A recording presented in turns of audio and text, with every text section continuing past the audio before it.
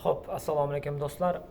Chelsea aristokratlar kanalida va nihoyat uzoq paytdan keyin yangi videoda ko'rishib turganimizdan g'oyibona tarzda xursandman. Hozirda 30 minutga yaqin video olgandim, lekin kamerani bosmagan ekanman. 30 minut o'zimga o'zim gapiribman xullas. Bir boshdan qisqa qilib tushuntiraman endi. Bir qancha sabablar tufayli video chiqmadi. Hayotimda o'zgarishlar bo'ldi. Toshkentga keldim o'qishga. Hozirda ishlayapman.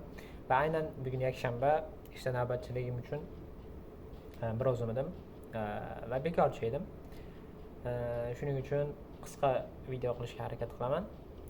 Umumiy xulosa Chelseaning o'sha 3-4 oy ichida bo'lgan o'yinlari, formasi, holati haqida va bu mavsum nimalar kutishimiz mumkinligi haqida. O'zi umumiy qilib aytadigan bo'lsak, Chelsea so'nggi o'yinlarida unchalik yaxshi o'yin ko'rsatmayapti. Hozirda 6-o'rinda 43 ochko bilan, bizdan teparoqda Bournemouth 5-o'rinda 43 ochko bilan, City 44 ochko bilan 4-o'rinda, Nottingham Forest 47 ochko bilan 3-o'rinda, Arsenal 53 ochko bilan 2-o'rinda va 60 ochko bilan Liverpool 1-o'rinda. Bu mavsum bir qancha grand klublar, misol Manchester City, Tottenham va Manchester United ancha yomon o'yin ko'rsatyapti.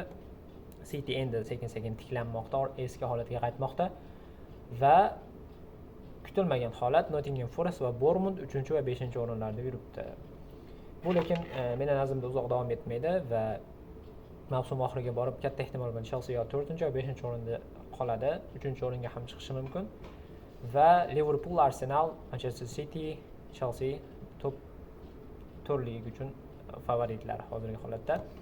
Chelseaning so'nggi paytdagi o'yinlarini bir nazar tashlaydigan bo'lsak, eng oxirgi o'yini Brighton bilan 14-fevral kuni 2 kun oldin bo'ldi va unda 3-0 ga yutqazdi. Mehmonda Chelsea 6 ta o'yindan beri adashmasam yuta olmayapti. Va undan oldingi o'yinda ham yana Brighton bilan o'ynaganda faqat Angliya Kubogida unda 2-1 ga yutkazgan, undan oldin West Ham 2-1 yutgan, City ga 3-1 ga yutkazdi. Wolverhamptonda 3-1 ga yutdi, Bournemouth bilan 2-2, Morecambe bilan Angliya Kubogida 5-0, Crystal Palace bilan 1-1, Ipswich Town bilan 2-0 ga yutqazdi, Fulhamga 2-1 ga yutkazdi, Everton bilan 0-0, Shamrock Konferensiya ligasida 5-1 ga g'alaba, Brentford 2-1 ga qiyinchilik bilan yutdi, Astonani 3-1 ga yutdi, Tottenhamni 4-3 ga yutdi. O'zi Chelsea'da umumiy holat qanday? Mavsum boshida Chelsea juda zo'r boshladi. Hamma hayratga tushdi, hamma gapirib tashladi va o'z urovinidan, ya'ni bir bosh baland sakrab qo'ydi va undan ko'p narsa kutishni boshlandi. O'zi Chelsea eslasanglar, mavsum boshida aytilgan katta imkoniyati, eng katta qo'yilayotgan maqsad bu 4 tarafga kirish, ya'ni Chempionlar Ligasi a'zosi bo'lish va Liga konferensiyani yutish. Hozirda ayni o'sha nimasi bo'yicha ketyapti, faqat o'rtada mag'lubiyatlar bor, formasi tushib ketishi, taktik jihatdan oson taktika qo'yilayotganligi, shunga o'xshash bir qancha muammolari bor. Lekin umumiy xulosada Chelsea o'sha mavsum boshida qo'yilgan maqsadi bo'yicha ketyapti. Lekin odamlarga Chelsea o'smayotgandek tuyulayotganining sababi Chelseaning o'sha mavsum boshidagi juda zo'r o'yini va o'sha juda zo'r o'yindan keyin ko'pchilik Chelsea'ni chempionlik uchun favorit deb o'yladi.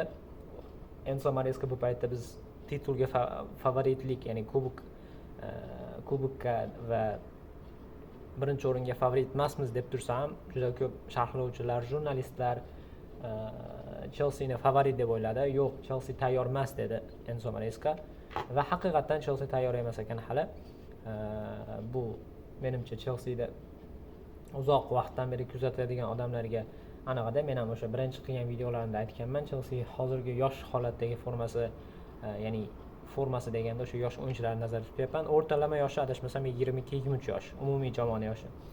Eng qari o'yinchi hozir Tosin Adarabio 27 yoshda. Qolganlari 23, 20, 19, 22 shu atrofida. Reece James ham 25 yoshda. Umumiy xulosada Chelsea juda yosh va tajribasiz va bir qancha kamchiliklari bor. Xo'p, bu kamchiliklar nima?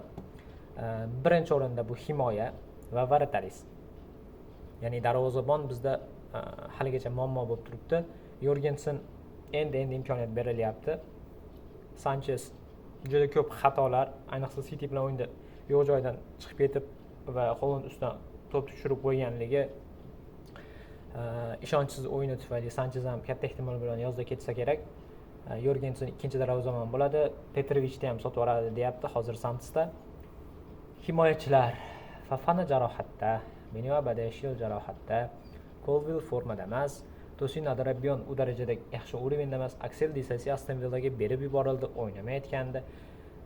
Ya'ni sifatli himoyachimiz yo'q.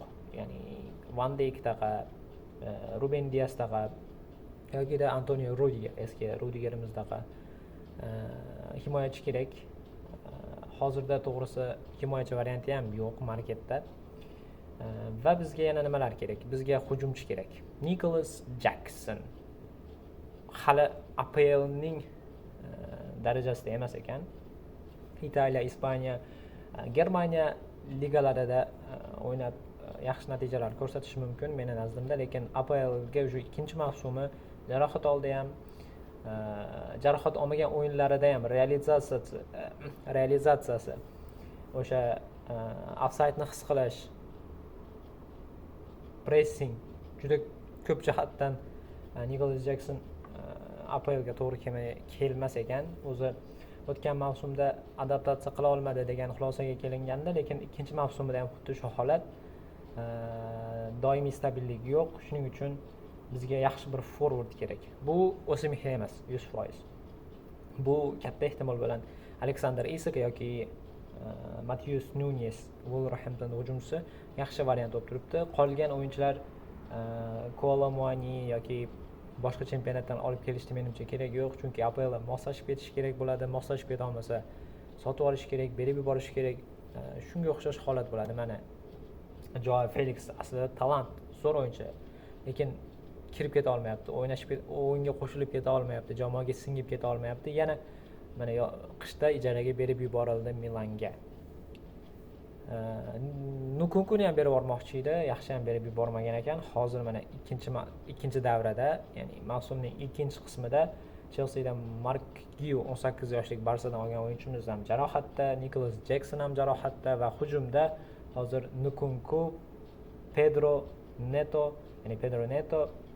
Sancho va Palmer bor. Boshqa hujumchimiz yo'q. Yoki Tyreek George bor, akademiya o'yinchisi. Xullas, Chelsea yozda katta transferlar qilishi kerak. Murabbiy lekin ancha yaxshi nazarimda. Taktik jihatdan baribir o'sish kerak, hali yosh. Enzo Maresca Pep Guardiolaning shogirdi bo'lgani bilan o'sha bir xil taktika bilan o'ynamoqda, deyarli hamma o'yinda yutsa ham yutqizsa ham va o'sha yodlanib bo'lindi. Raqib jamoalar Chelseaning taktikasini yodlab oldi. Hattoki o'zim ham o'yindan 2 kun oldin agar o'yinchilar jarohatda bo'lmasa, qaysi o'yinchilar tushishini, qanday o'ynashini o'sha xayolimda chizib, bizib, yozib tayyor qilib qo'yapman va 100% shunaqa bo'lyapti. Va o'yinni ko'rib o'tirganda ham hozir bu Mark Kukurela hujum qanotiga qo'shiladi yoki Gusto qo'shiladi, agar James bo'lsa James qo'shiladi, bu orqaroqqa tortiladi, bu teparoqqa chiqadi deb men o'zim taktikani ko'rib tushunib qolyapman va doim bir xil taktika bilan o'ynayapti. Nazarimda, shaxsiy fikrim bo'yicha Enzo Marescaning shu jihati hozircha kamchilik bo'lib turibdi. Boshqa jihatlaridan ancha yaxshi, sifatli o'yin qurilmoqda. Chelseaga vaqt berish kerak, kamida yana bir mavsum berilishi kerak. Jamoa qurilyapti hozir. Yangi qurilayotgan inshoot, yangi qurilayotgan binodek gap. Hozir endi fundament qurildi. Ustiga endi poydevorlar qilinyapti. Shuning uchun vaqt kerak, sabr kerak. Chelsea muxlislari o'sha Graham Potter davrini ko'rganmiz, boshqa davrlarni ko'rganmiz. Shuning uchun sabr qilish eng yaxshisi va o'sha o'yinlariga kuchaytirish uchun hujumchi, himoyachi va darvozabon kerak bizga. Xullas, hozircha shunaqa gaplar. Kanalda yangi videolar bo'ladi. Har oyda, hech bo'lmaganda har oyda video qo'yib turaman. Umumiy o'zgarishlar haqida batafsil statistikalar, intervyular, yangiliklar va shunga o'xshash narsalarni to'plab qo'yib turaman. Shuning uchun agar Chelsea muxlisi bo'lsangiz, kanalga obuna bo'lib, fikrlaringizni izohlarda yoqib, video yoqqan izohlarda yozib, video yoqqan bo'lsa like bosishni unutmang. Men siz uchun harakat qilaman. Ko'rishguncha.